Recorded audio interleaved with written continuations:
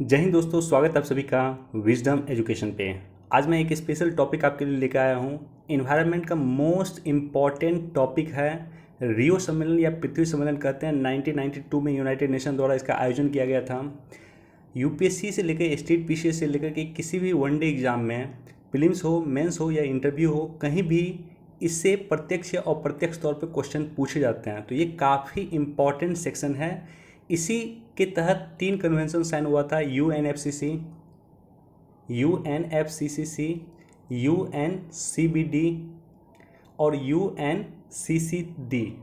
ये 3 कन्वेंशन इसी के तहत साइन हुआ था और ये तीनों ही कन्वेंशन काफ़ी इंपॉर्टेंट है। तो डिटेल से इस टॉपिक पे एनालिसिस करेंगे।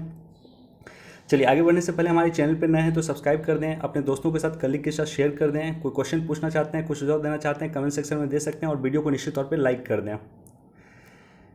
तो रियो अर्थ समिट से पहले हम समझते हैं स्टॉकहोम कन्वेंशन के बारे में। यूनाइटेड नेशन के द्वारा 1972 में सबसे पहली बार पर्यावरण को लेकर के एक सम्मेलन का आयोजन स्वीडन की राजधानी स्टॉकहोम में किया गया था, जिसे स्टॉकहोम कन्वेंशन भी कहते हैं। इस कन्वेंशन को यूएनसीएचई कहा गया, यूएनसीएचई कहा गया है। कई बार आपसे क्वेश्चन पूछ देगा यूएनसीएचई किससे संबंधित है, तो यूएनसीएचई संबंधित है स्टॉकहोम कन्वेंशन से। United nation conference on human environment, इसका नाम दिया गया था united nation conference on human environment, UNCHE. इसका आयोजन 5 जून से स्टार्ट था और 16 जून तक चला था। चूँकि इसका आयोजन 5 जून 1972 से स्टार्ट था, यही कारण है कि 5 जून को पर्यावरण दिवस मनाया जाता है। 5 जून को पर्यावरण दिवस क्यों मनाया जाता है? क्योंकि इसी दिन स्टॉकहोम कन्वेंशन का आयोजन शुरुआत किया गया था, इसलिए 5 जून को पर्यावरण दिवस मनाया जाता है। स्टॉकहोम कन्वेंशन के बाद ही यूनेप की स्थापना हुई थी, यूनाइटेड नेशन इन्वायरमेंट प्रोग्राम की स्थापना हुई थी, संयुक्त राष्ट्र पर्यावरण कार्यक्रम की स्थापना हुई थी। यूनाइटेड नेशन का एकमात्र बॉडी है यूनेप, जिसका हेडक्वार्टर अफ्रीका में पड़ता है। इसकी हेडक्वार्टर कहाँ है? अफ्रीका में, केन्या की राजधानी नैरोबी में यूनेप का हेडक्वार्टर है।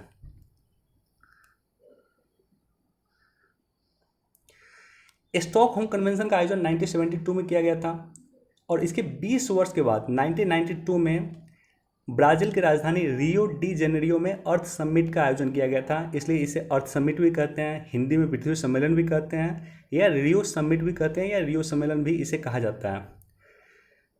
इसे United Nations conference on environment and development कहते हैं, यूएनसीसीडी। कई जगह आपको दिख जाएगा यूएनसीईडी कई जगह आपको दिख जाएगा। डायरेक्टली क्वेश्चन पूछ देगा United nation conference on environment and development किससे संबंधित है, तो ये अर्थ समिट से संबंधित है, रियो समिट से संबंधित है, पृथ्वी सम्मेलन से ये संबंधित है।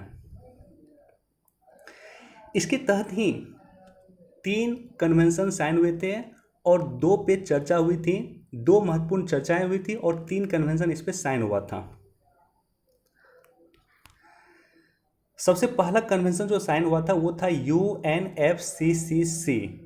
इसका पूरा नाम है United nation framework convention on climate change.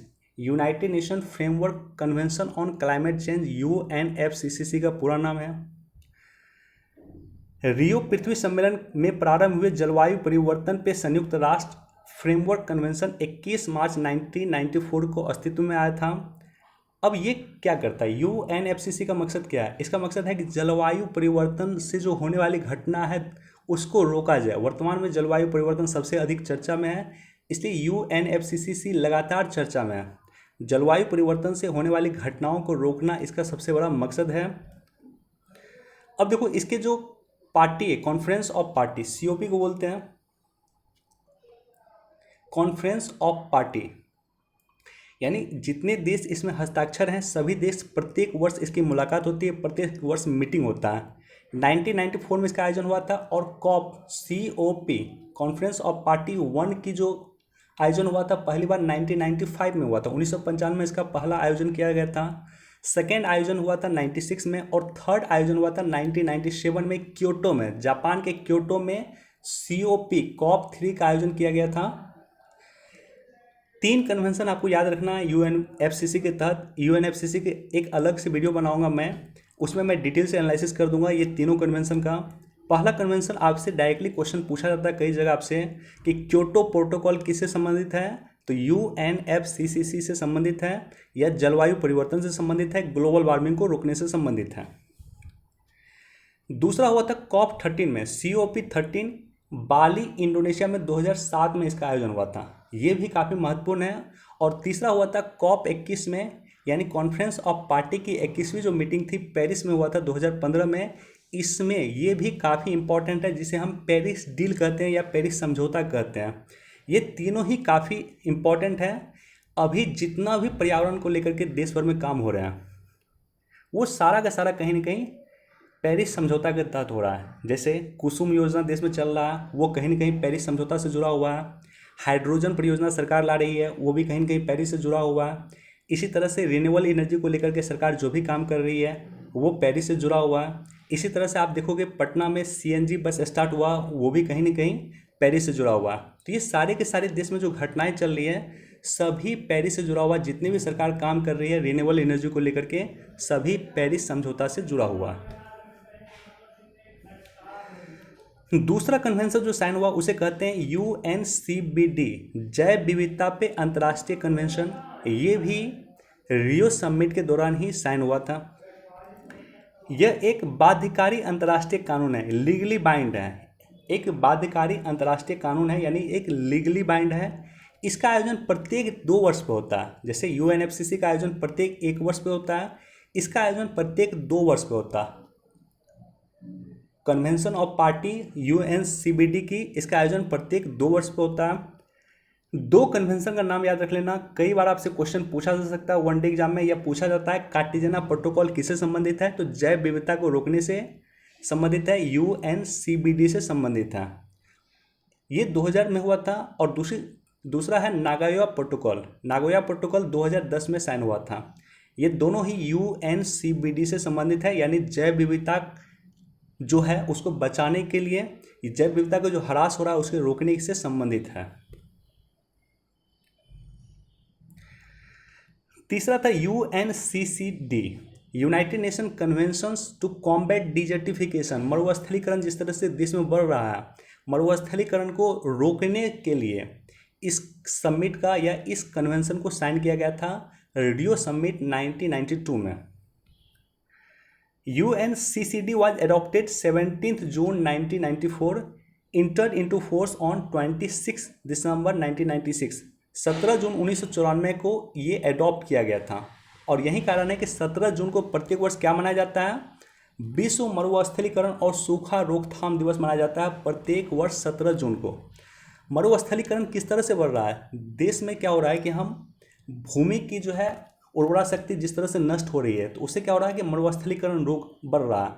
और भूमि की उर्वरा शक्ति समाप्त होना, मरुस्थलीकरण रोकना, इसी को रोकने के लिए 17 जून को विश्व मरुस्थलीकरण और सूखा रोकथाम दिवस का आयोजन किया जाता है। 17 जून को ही क्यों किया जाता है, क्योंकि 17 जून 1994 को UNCCD इन्फोर्स्ड हुआ था, एडॉप्ट हुआ था। इसमें बस एक समिट का याद रख लेना, UNCCD COP14, इसका भी आयोजन प्रत्येक 2 वर्ष पे होता है। COP14 इंपॉर्टेंट इसलिए है क्योंकि 14वीं मीटिंग इसकी जो हुई थी वो दिल्ली में हुआ था 2019 में।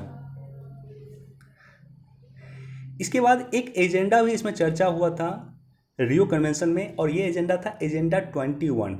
एजेंडा 21 मिलेनियम डेवलपमेंट गोल और सस्टेनेबल डेवलपमेंट गोल से संबंधित है। मिलेनियम डेवलपमेंट गोल 2000 में अपनाया गया था और 2015 तक चला था, और वर्तमान में सस्टेनेबल डेवलपमेंट गोल चल रहा है। सस्टेनेबल डेवलपमेंट गोल के तहत 17 टारगेट हैं, जिसमें गरीबी को कम करना, भूखमरी को कम करना, बेरोजगारी को कम करना, लैंगिक असमानता को कम करना, कई सारे प्रावधान किए गए हैं, कई सारे टारगेट इसमें डिसाइड किए गए हैं। तो अब समझो कि रियो कन्वेंशन का एक पार्ट है एजेंडा 21, और एजेंडा 21 का एक पार्ट है सस्टेनेबल डेवलपमेंट गोल, जो आपके घरेलू लाइफ से संबंधित है। क्योंकि सरकार इसी में टारगेट किया है कि 2030 तक सरकार भूखमरी समाप्त करेगी, सरकार गरीबी समाप्त करेगी, सरकार इक्वालिटी लाएगी, सरकार शिक्षा देगी, सरकार रोजगार देगी, सब कुछ इसी में दिया गया। अब देखो कई बार आपको दिखेगा, खास करके यूपीएससी के क्वेश्चन आप देखोगे तो डायरेक्टली क्वेश्चन यूपीएससी ने पूछा है कि रियो+10 किससे संबंधित है या रियो+20 किससे संबंधित है। तो रियो +10, रियो +20 और रियो +5 तीनों ही संबंधित है एजेंडा 21 से, यानी सस्टेनेबल डेवलपमेंट गोल से संबंधित है। रियो +5 क्या है? तो रियो हुआ था आपको 1992 में, और 5 1992 में रियो का आयोजन हुआ था, और 5 इसमें ऐड करोगे तो 1997 में एक समिट का आयोजन किया गया है जिसे रियो +5 कहा गया।